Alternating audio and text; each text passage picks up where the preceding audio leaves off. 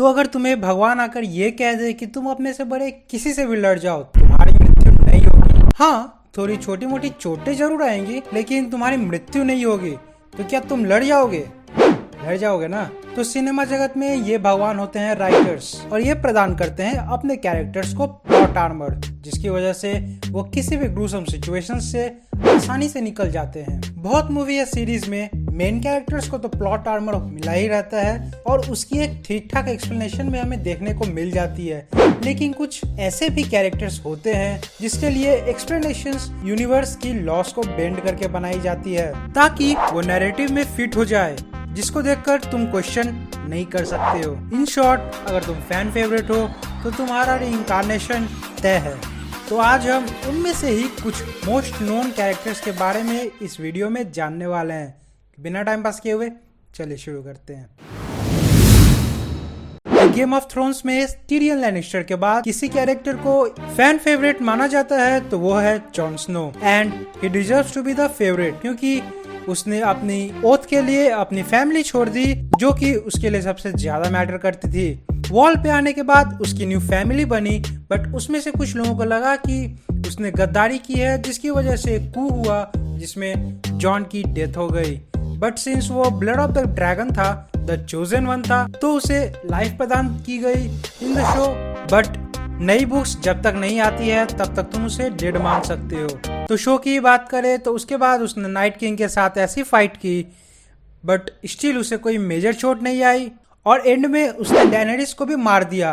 But उसके बेटे dragon, essentially dragon ने भी उसे जिंदा छोड़ दिया। Although technically according to the show उसकी फायर्स उस पे काम नहीं करती, दूसरे रास्ते जरूर थे जॉन स्नो को मारने के लिए। Writers chose to give plot armour. Number 2, तो Lord of the Rings all time की बेस्ट नॉवल अडेप्टेशंस में से एक है, जिसने ऑस्कर्स में काफी रिकॉर्ड बना रखे हैं। उसी में इसिल्डुर के उत्तराधिकारी एरागॉन, जो कि तीनों मूवीज के सबसे इम्पोर्टेंट कैरेक्टर्स में से एक है, उसकी ड्यूरेबिलिटी भी नॉर्मल ह्यूमन से बहुत ज्यादा है। फॉर एग्जाम्पल, जब वो एक पहाड़ से गिरता है तो वो सिर्फ बेहोश होता है, और उससे ज्यादा उसे चोट नहीं लगती है। और रिकवरी इतनी स्पीडी थी कि कुछ ही समय के बाद वो हेल्म्स डीप की फाइट को लीड कर रहा होता है, वो भी ऐसे जैसे उसे कुछ हुआ ही नहीं। हैरानी की बात यह है कि इस लड़ाई में भी होने वाले बॉम्ब ब्लास्ट से वो बाल बाल बचा था।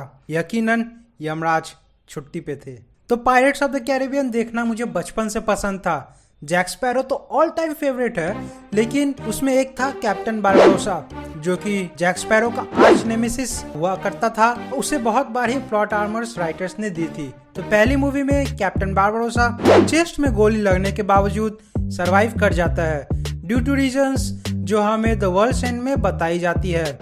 और आखिरी movie dead man tells no tales आई थी, उसमें उन्होंने खुद की सैक्रिफाइस कर दी थी। बट जब प्रोड्यूसर से पूछा जाता है तो वो कहते हैं कि हाँ, बारबरोसा आराम से वापस आ सकता है अगर प्लॉट सही रहे तो। शायद रीएनिमेशन जुत्सु का फिर से प्रयोग करेंगे ये लोग। अगली कैरेक्टर भी गेम ऑफ थ्रोन्स से ही है, जो हाउस स्टार्क को बिलोंग करती है। उसकी सबसे छोटी और फेवरेट बेटी आर्या स्टार्क। वो स्टार्टिंग से ही अलग अलग तरीके के डेंजर से घिरी रहती थी।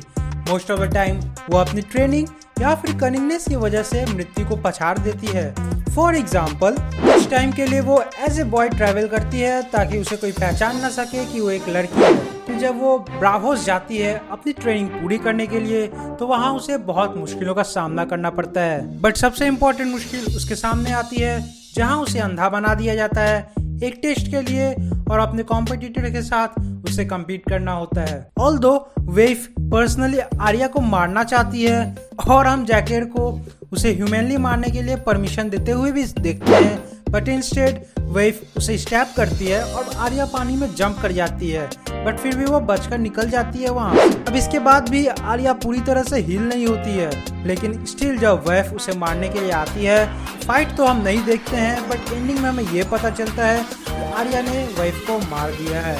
कैसे मारा ये हमें नहीं दिखाया जाता। इसके बाद जो अगले कैरेक्टर है उससे बहुत लोग ऑफेंड हो सकते हैं, लेकिन मानो या ना मानो, डीप में सोचने जाओगे तो ये कहीं ना कहीं एक सच्चाई रहेगी। हाँ, सुपर हीरोज में ऐसे 2 ह्यूमन कैरेक्टर्स हैं जिन्हें ऐसे प्लॉट आर्मर्स हैं जो कि हमें उनके फैन में बदल देती है, बैटमैन और नताशा रोमानोफ।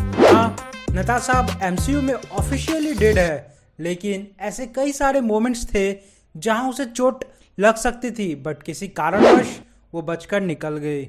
लेकिन उससे ज्यादा प्लॉट आर्मर तो हमारे बैटमैन के पास है। बैटमैन वर्सेस सुपरमैन, जिसे आज सभी एक मास्टरपीस मानते हैं। इस सीन में अगर सुपरमैन अपनी आई लेजर्स का यूज करता तो आराम से वहां पे बैटमैन की डेथ हो सकती थी, but he chose to fight with dignity. Plot armour हो ना हो, मैं इनका हमेशा फैन रहूंगा और इनकी मूवीज के लिए हमेशा एक्साइटेड रहूंगा। तो यार बस आज की वीडियो के लिए इतना ही है। उम्मीद आपको वीडियो पसंद आई होगी और कुछ नया सीखने को मिला। तो वीडियो को लाइक कर देना, चैनल को सब्सक्राइब कर देना, और अगर डिस्कॉर्ड में मेरे साथ बातचीत करना चाहते हो तो आ जाओ। डिस्कॉर्ड का लिंक मैंने नीचे डिस्क्रिप्शन में डाल के रखा है। और हम मिलेंगे अगली वीडियो में, तब तक के लिए goodbye and keep loving India ones. अब चलता हूँ, मुझे भी मोदी जी के मीम्स एंजॉय करने हैं। टाटा। अगर आप जवान की वीडियो देखना चाहते हैं तो साइड वाली वीडियो को देखें, और अगर कुछ अलग देखना चाहते हैं तो फिर नीचे वाली वीडियो को देखें। इसके अलावा मुझसे सोशल मीडिया पे कनेक्ट करना चाहते हैं तो इन सब जगह में फॉलो कर सकते हैं।